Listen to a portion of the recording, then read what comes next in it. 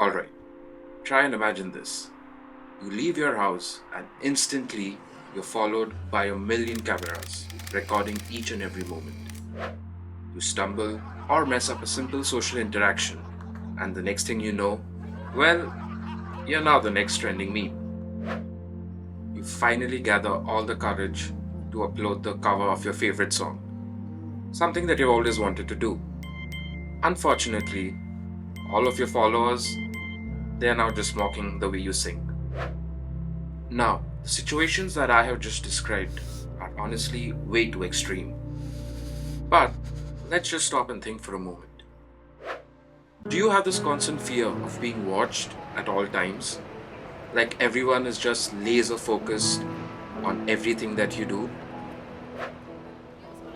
Well, here's the truth. It's all in your head. A 1999 research explored this very fear. This research, conducted by Thomas Gilovich, Victoria Medweg, and Kenneth Savitsky, found that we greatly overestimate how much people perceive of us. They ran a very simple experiment, asking students to wear an embarrassing t-shirt into a room. Now, students predicted more than half the room would notice. In reality, barely a quarter did. This illusion of being the center of attention at all times is called the spotlight effect. There is no need to worry. You're not broken. I truly believe that all of us, at some point in our lives, suffer from this. I remember the first time I entered a gym. Apart from being horribly out of shape, I was absolutely terrified of being in that place.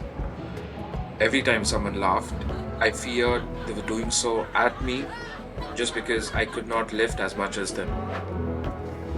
Despite being in a very well lit place, in my head, I was being followed by this massive spotlight that was shining a bright light on everything I did.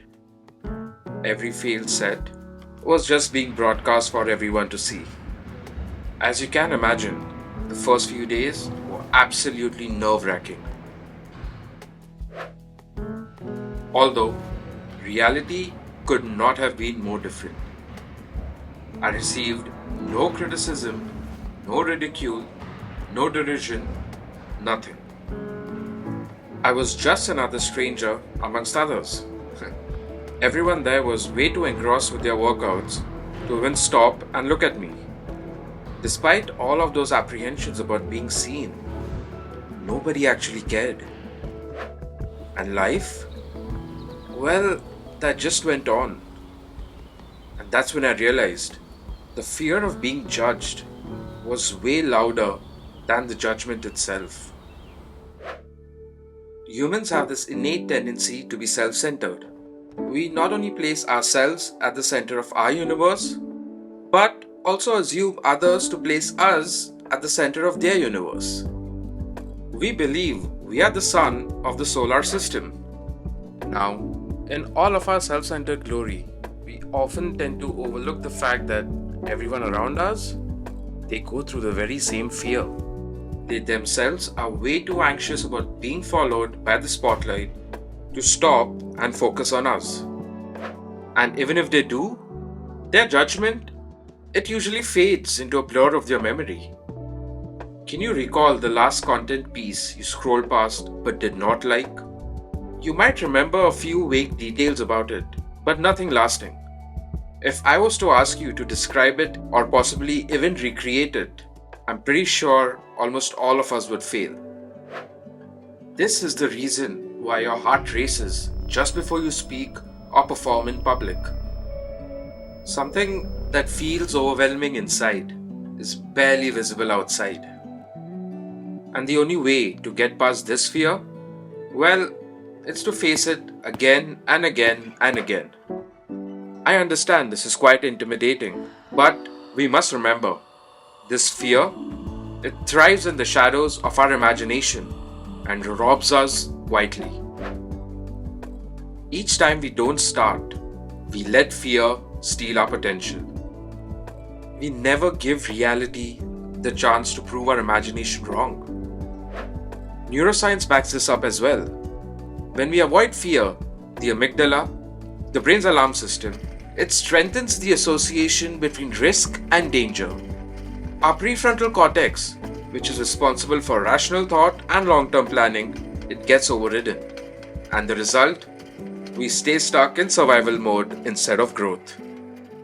But when we face fear, the opposite happens.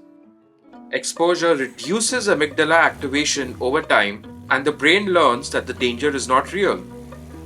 New neural pathways form, shifting control back to the prefrontal cortex. What was once panic becomes resilience. Action literally rewires the brain. Unsurprisingly, in all of their wisdom, our ancestors have known this fact for centuries. Epictetus, the Greek philosopher, once said, "If you want to improve, be content to be thought foolish and stupid." The Stoic answer to fear of judgment is to deliberately embrace it. By choosing to look foolish, you rob the fear of its power. Anxiety and fear should be faced head on. One should lean into it, as it signals we are standing before meaningful choices. This has worked exceptionally well for two of the most recognizable faces of modern cinema, Sylvester Stallone and Emma Watson. The former was rejected by casting directors for his slurred speech and unconventional looks. Now, instead of hiding, he decided to write Rocky and demanded to star in it. The movie went on to win an Academy Award, and as you all know, the Rocky series became one of the most iconic sport films of all time. Emma Watson went through the same fear. She admitted feeling like an imposter while filming Harry Potter. She believed everyone was judging her mistakes.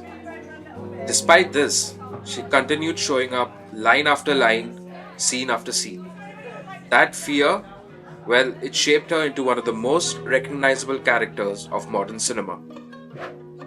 Asian philosophies echo the same lesson. In the Bhagavad Gita, Arjun stood on the battlefield of Kurukshetra, facing an army of his kin.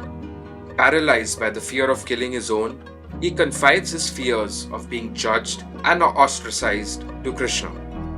Krishna reminds him, the fear of judgment is an illusion. Do your work, walk your path. Inaction robs one of their duty, potential, and greatness. Gautam Buddha mirrors the same sentiment. He spoke about fear being a distraction, a trick of the ego. The only way to dissolve it is to pour oneself fully into action. Buddhist monks practice this by sweeping courtyards, meditating for hours in public, knowing very well that others may mock them. This practice teaches that presence matters more than perception. The first Asian tennis player to be ranked number 1 in the world, Naomi Osaka, embodies this philosophy perfectly. Criticized for being too shy and uncharismatic, many critics believed she did not belong in the spotlight. Despite this, she kept training and kept competing. And what was the result? Multiple Grand Slam winner. The spotlight didn't disappear. She learned to play under it. All of these stories, they prove the same point. Your potential remains locked until you decide to leave the cage of fear. And the only key that unlocks this cage of fear? Your courage. There is no magic potion that will help you max out your courage stats and then face the spotlight. The only way to defeat this is practice and consistency. It will not be solved overnight. One small act of exposure and then build on it. Here's what I did to help me get the ball rolling. Record 60 seconds of anything, and I mean absolutely anything. It doesn't have to be polished, nor does it have to be perfect. Just visible. Upload it to your social media account and comment done. Come back to your thread a few hours later and comment about what happened. Do this for a few days. and you will soon start to realize that the spotlight has started to shrink. Fear evaporates when exposed. The spotlight that we dread is just an illusion. We can't think our way past it, nor can we wait until the fear vanishes. The only way through is to act under the glare. Each time we face it, the illusion, it weakens. Each time you begin, the light shifts from blinding to guiding. Greatness isn't found in the absence of fear. It's found in the willingness to face it again and again until it loses its power. So, waste no more time waiting to feel ready. Just begin. The world doesn't need your perfect version.